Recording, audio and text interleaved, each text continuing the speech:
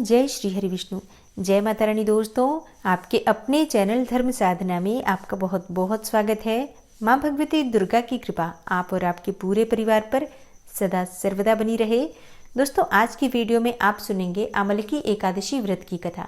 फाल्गुन मास के शुक्ल पक्ष की एकादशी को आमलकी एकादशी के नाम से जाना जाता है और आमलकी का अर्थ होता है आंवला, और आंवले को शास्त्रों में अत्यंत ही श्रेष्ठ स्थान प्राप्त है। धार्मिक शास्त्रों में ऐसा वर्णन आता है कि जब भगवान श्री हरि विष्णु ने सृष्टि की रचना के लिए ब्रह्मा जी को जन्म दिया, उसी समय उन्होंने आंवले के वृक्ष को भी जन्म दिया और आमलकी अर्थात आंवले को आदि वृक्ष के रूप में प्रतिष्ठित किया। धार्मिक मान्यताओं के अनुसार भगवान श्री हरि विष्णु का स्वरूप माना जाता है आंवले का वृक्ष। आंवले के वृक्ष के अंग अंग में भगवान श्री हरि विष्णु का वास माना जाता है और इसलिए आमलकी एकादशी के दिन जिस प्रकार से हम भगवान श्री हरि विष्णु की पूजा आराधना करते हैं, अगर उसी प्रकार से आंवले के वृक्ष की भी पूजा करें तो इस व्रत का कई गुना फल हमें प्राप्त होता है। तो अगर आपके घर के आसपास आंवले का वृक्ष है तो आज के दिन आपको पूजा जरूर करनी चाहिए। और मान लीजिए कि आपके घर के आसपास आंवले का वृक्ष नहीं है, तो ऐसे में आप हरे या सूखे आंवले जो भी आपके पास उपलब्ध हो, भगवान श्री हरि विष्णु को पूजा करते समय भोग में अर्पित कीजिए और वहीं बैठकर अगर आप मंत्र जप करते हैं तो इसका भी आपको बहुत अधिक पुण्य फल प्राप्त होता है। तो आमलकी एकादशी के दिन आंवला बहुत महत्वपूर्ण होता है और आमलकी एकादशी की दो कथाएं हैं, जिसमें से पहली कथा आंवले से ही संबंध रखती है। पौराणिक कथाओं के अनुसार जब भगवान श्री हरि विष्णु ने अपने नाभि कमल से भगवान ब्रह्मा जी की रचना की तो ब्रह्मा जी के मन में ये विचार आया कि मेरी उत्पत्ति कैसे हुई। उन्होंने इस प्रश्न का उत्तर जानने के लिए बड़ी कठोर तपस्या की। तपस्या से जब भगवान श्री हरि विष्णु प्रसन्न हुए तो भगवान श्री हरि विष्णु ब्रह्मा जी के सम्मुख प्रकट हुए। उन्हें देखकर ब्रह्मा जी रोने लगे और ब्रह्मा जी के आंसू भगवान श्री हरि विष्णु के चरणों में गिर रहे थे।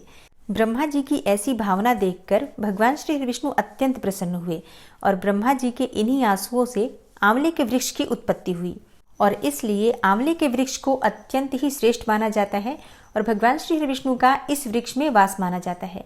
इसलिए आंवले के वृक्ष के नीचे बैठकर भगवान की पूजा करने और आंवला खाने तथा दान करने का विशेष महत्व आमलकी एकादशी पर माना जाता है।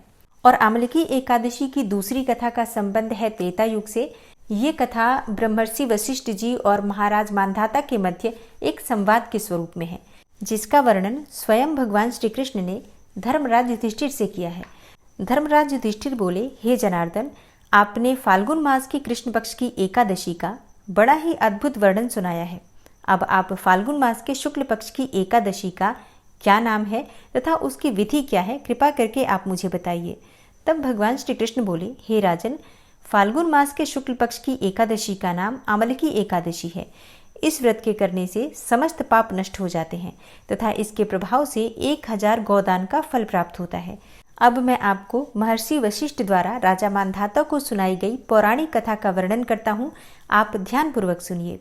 त्रेता युग में एक दिन महाराज मांधाता ने ब्रह्मर्षि वशिष्ठ जी से अनुरोध किया कि हे मुनिवर, यदि आप मुझसे प्रसन्न हैं तो कृपा पूर्वक मुझे कोई ऐसा व्रत बतलाएं जिसको करने से मेरा सब प्रकार से कल्याण हो।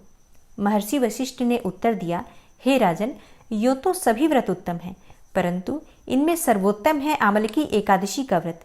फाल्गुन मास के शुक्ल पक्ष की इस आमलकी एकादशी का व्रत करने से सभी पाप नष्ट हो जाते हैं। इस व्रत को करने से 1000 गायों के दान करने के बराबर पुण्य फल प्राप्त होता है। इस बारे में एक कथा मैं आपसे सुनाता हूँ, आप ध्यानपूर्वक सुनिए। वैदिक नामक एक नगर में ब्राह्मण, क्षत्रिय, वैश्य और शूद्र चारों वर्णों के परिवार आनंद पूर्वक रहा करते थे। वहां पर सदैव वेद ध्वनि गूंजा करती थी। पापी, दुराचारी तथा नास्तिक कोई नहीं था। उस नगर में चैत्ररथ नाम का एक चंद्रवंशी राजा राज्य करता था। सभी नगरवासी भगवान विष्णु के परम भक्त थे और सभी नियम पूर्वक एकादशियों का व्रत भी किया करते थे। प्रत्येक वर्ष के समान फाल्गुन मास के शुक्ल पक्ष की आमलकी एकादशी आई। उस दिन राजा, प्रजा तथा बाल वृद्ध सबने हर्षपूर्वक व्रत किया। राजा अपनी प्रजा के साथ मंदिर में जाकर कुंभ स्थापित करके धूप, दीप, नैवेद्य और पंचरत्न आदि से धात्री अर्थात आंवले का पूजन किया और पूजन करके इस प्रकार से स्तुति करने लगा, हे धात्री, आप ब्रह्मा जी द्वारा उत्पन्न हुए हो और समस्त पापों का नाश करने वाले हो, अतः आपको नमस्कार है। अब आप मेरा अर्घ्य स्वीकार करें। आप रामचंद्र जी द्वारा सम्मानित हो, मैं आपसे प्रार्थना करता हूँ कि आप मेरे समस्त पापों को समूल नष्ट करें। उस मंदिर में सबने रात्रि को जागरण किया। रात के समय वहां पर एक बहेलिया आया जो अत्यंत पापी और दुराचारी था। वह अपने कुटुंब का पालन जीव हिंसा करके किया करता था। उस दिन उसे कोई शिकार नहीं मिला, अतः निराहार रहना पड़ा। भूख तथा प्यास से अत्यंत व्याकुल होकर वह बहेलिया मंदिर के एक कोने में बैठ गया और विष्णु भगवान तथा एकादशी महात्म्य की कथा सुनने लगा। और इस प्रकार अन्य मनुष्यों की भांति उसने भी सारी रात जागकर ही बिताई। प्रातःकाल घर आकर उसने भोजन किया। कुछ समय के बाद उस बहेलिये की मृत्यु हो गई। आमलकी एकादशी का व्रत और जागरण करने के कारण अगले जन्म में उस बहेलिये ने राजा चित्ररथ के घर जन्म लिया। उसका नाम वसुरथ रखा गया। युवा होने पर वह चतुरंगिणी सेना तथा धन धान्य से युक्त होकर 10,000 ग्रामों का पालन करने लगा। वह तेज में सूर्य के समान, कांति में चंद्रमा के समान, वीरता में भगवान विष्णु के समान तथा क्षमा में पृथ्वी के समान था। वह अत्यंत धार्मिक, सत्यवादी, कर्मवीर एवं विष्णु भक्त राजा बना। प्रजा का समान भाव से पालन, यज्ञ करना तथा दान देना उसका नित्य का कर्तव्य था। एक दिन राजा वसुरथ शिकार खेलने के लिए वन गया। दैव योग से वह मार्ग भूल गया और रात्रि हो जाने पर उसी वन में एक वृक्ष के नीचे सो गया। थोड़ी देर के बाद वहां पर पहाड़ी म्लेच्छ आए और राजा को अकेला देखकर मारो मारो की आवाज लगाते हुए वसुरथ की ओर दौड़े। वे म्लेच्छ कहने लगे कि इसी दुष्ट राजा ने हमारे माता पिता, पुत्र पौत्र आदि अनेक संबंधियों को मारा है तथा देश से निकाल दिया है, अतएव इसको अवश्य ही मारना चाहिए। ऐसा कहकर वे म्लेच्छ अस्त्रों का प्रहार करने लगे। अनेकों अस्त्र शस्त्र राजा के शरीर पर गिरते ही नष्ट हो जाते और उनका वार पुष्पों के समान प्रतीत होता था।